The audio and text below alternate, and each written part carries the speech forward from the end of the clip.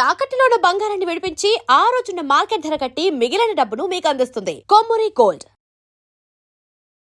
నమస్తే, నేను ముఖేష్. గోకర్ణ గౌరవాన్వితులు, శాక్తేయ సహస్ర కిరణ బిరుదాంకితులు, శక్తిపీఠం వ్యవస్థాపకులు పూజ్యశ్రీ డాక్టర్ స్వామి శాంతానంద పురోహిత్ గారు మనతో పాటు ఉన్నారు. వారితో మాట్లాడే ప్రయత్నం చేద్దాం. గురువు గారు నమస్కారం. శ్రీమాత్రే నమః. సో చాలామంది చెప్తా ఉంటారు, లక్ష్మీ నరసింహస్వామి ఆరాధించడం వల్ల ఖచ్చితంగా అప్పులు అనేటివి తీరిపోతాయని చెప్పేసి. నిజంగా అప్పులు అనేటువంటి ఈ మధ్యకాలంలో చాలామందికి చాలా రకాలుగా వేధిస్తున్నటువంటి సమస్య. ఈ మనం టూర్ పోవాలన్నా ఈఎంఐలు, ఇంట్లో ఉండి ఎంజాయ్ చేయాలన్నా కూడా ఈఎంఐలు చూస్తూనే ఉన్నట్టున్నాం. సో ఇవి కాకుండా బ్యాంకుల నుంచి తీసుకున్న రుణాలు కానివ్వండి, ఇలా రకరకాలుగా ఉంటాయి. అందరికీ ఇది ఒక సమస్యగా మారిపోయింది. ఖచ్చితంగా ధనవంతుల నుంచి పేదవారికి ఖచ్చితంగా అప్పులు అనేటివి ఉంటాయి. ఇవి తీరాలంటే ముఖ్యంగా లక్ష్మీ నరసింహస్వామి ఆరాధన చేస్తే తొందరగా తీరుతాయని చెప్తా ఉంటారు. ముఖ్యంగా స్వామిని ఎలా ఆరాధించాలి, ఎలా ఆరాధించడం వల్ల ఇటువంటి ఫలితాల నుండి ఇటువంటి ఫలితాలు మనం పొందవచ్చు? లక్ష్మీ నరసింహస్వామి మోక్షాన్ని అనుగ్రహించేటటువంటి వాడు, అట్లాగే భోగ భాగ్యాలను కూడా అనుగ్రహించేటటువంటి వాడు. అంటే మామూలుగా లక్ష్మీ నరసింహస్వామి వైరాగ్యం అత్యంత విశేషమైనటువంటి మన సనాతన ధర్మంలో.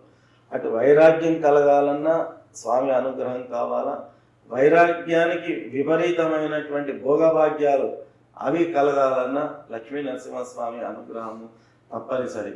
కాబట్టి మనము యతీశ్వరులు, సన్యాసులు అని పిలువబడేటటువంటి వాళ్ళు కూడా లక్ష్మీ నరసింహస్వామి ఉపాసనను అత్యధికంగా చేస్తూ ఉంటారు. మనం ఎట్లయితే ఆంజనేయ స్వామినో, రాముల వారినో, అమ్మవారినో, గణపతినో ఎట్లాగైతే పూజిస్తామో అట్లా యతీశ్వరులు అనబడేటటువంటి వాళ్ళు నరసింహస్వామిని ప్రధాన దేవతగా ఉండి ఉపాసన, నరసింహోపాసన అనేటటువంటిది వాళ్ళు చేస్తూ ఉంటారు. అంతటి ఉత్కృష్టమైనటువంటి ఉపాసన లక్ష్మీ నరసింహ ఉపాసన. ఇందులో మీరు ప్రస్తావించినటువంటిది అప్పుల బాధ తొలగిపోవాలి అంటే దాన్ని రుణ బాధ అని మనం చెప్పడం జరుగుతుంది. ఈ రుణ బాధ నివృత్తి కావాలి అంటే మనకు లక్ష్మీ నృసింహ రుణ విమోచన స్తోత్రము అని ఉంటుంది.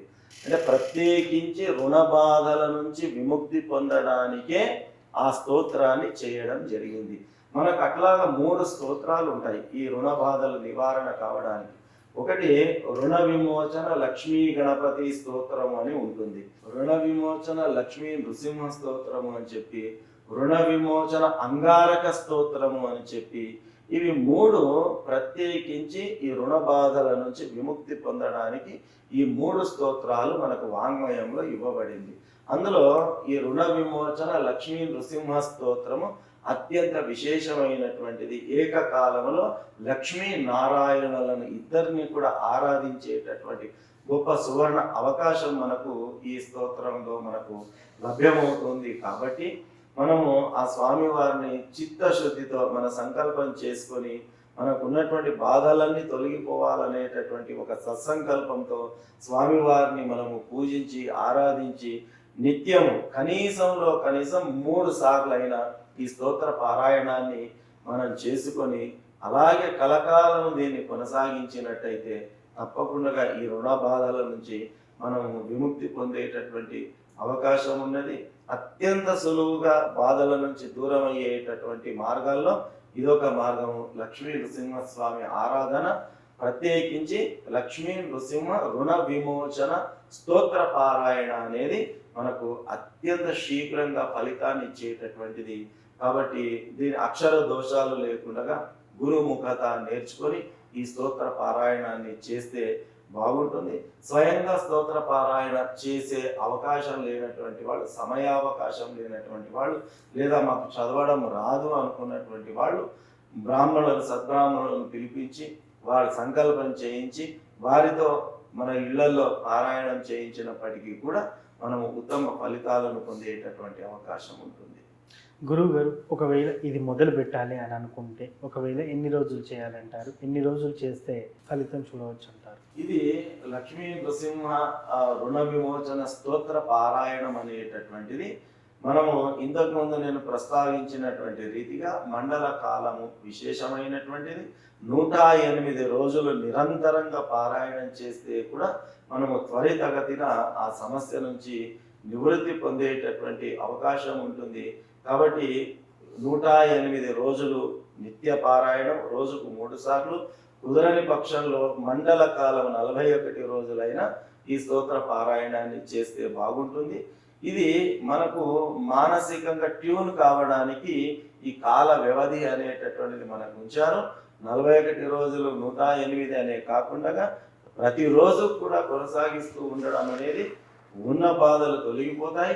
నిరంతరం కొనసాగించడం వల్ల భవిష్యత్తులో వచ్చే రుణ సమస్యలు కూడా రాకుండా ముందుగానే మనం నివృత్తి చేసుకునే అవకాశం ఉంటుంది. కాబట్టి అవకాశం ఉన్నంత మేరకు నిరంతరంగా పారాయణం చేయడం అనేది అత్యంత విశేషమైనటువంటిది.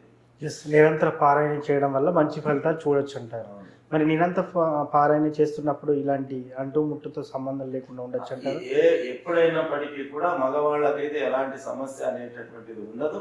మాతృమూర్తులకు మాత్రం ఆ యొక్క ఏదైతే నెలసరి సమస్య ఉంటుందో ఆ 4 రోజులు మాత్రమే చేయడానికి వీలు లేదు. 4వ రోజు తలంటు స్నానం చేసుకుని 5వ రోజు నుంచి యథావిధిగా కొనసాగించవచ్చు. మిగతా ఏ విషయాల్లో కూడా ఎలాంటి సమస్య లేదు. అంటే పురుషులు చేసుకోవచ్చు, ఆడవాళ్ళు అట్లున్నప్పటికీ పురుషులు చేసుకోవచ్చు. అంటే మంచి విషయం మీరు ప్రస్తావించారు. ఇంట్లో ఎవరైనా ముట్టు మహిళ ఉన్నప్పుడు మహిళలు భర్త కూడా పూజ చేయొచ్చా లేదా అని చెప్పి కొందరు వాళ్ళు కూడా పూజ మానేస్తూ ఉంటారు. అది సరి అయినటువంటిది కాదు. అది ఆ నెలసరి సమస్య, అది వాళ్ళకు సంబంధించింది. వాళ్ళు మాత్రమే 4 రోజులు పూజకు కానీ స్తోత్ర పారాయణాలకు కానీ అవకాశం, అర్హత అనేటటువంటిది ఉండదు. 5వ రోజు నుంచి మళ్ళీ వాళ్ళు యథావిధిగా కొనసాగించవచ్చు.